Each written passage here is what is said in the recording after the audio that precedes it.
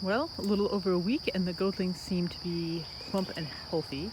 I've been feeding them a little bit of grain, just a very small handful each day to try to help get them acclimated. The black one, Esky, is pretty much acclimated. She will climb on me if I have something tasty to eat, and she'll come up and try to nibble my shirt and stuff.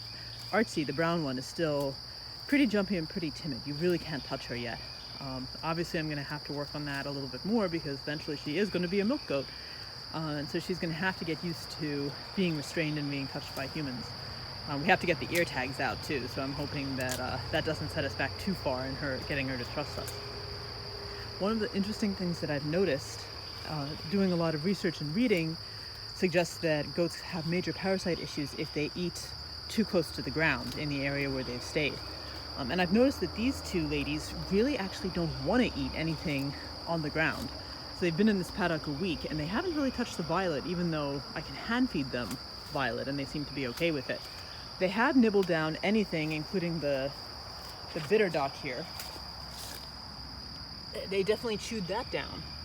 And they chewed down a couple other things that were a little bit taller. But then anything low to the ground, they're not touching.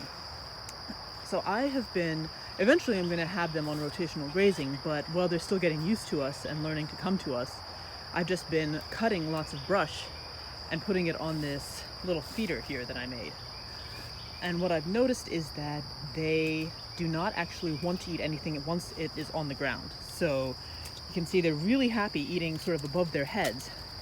But then even really stuff that they really love, like down here, they've really been liking the beech leaves. I pulled out a bunch of stuff before I started the video, but there were actually some rose and some briar, which are their absolute favorites. So Esky prefers blackberry and any kind of berry, briar berry, and Artsy prefers rose. They didn't really seem to go for it once they had pulled it down. So if they pull the whole branch down, they kind of give up on it.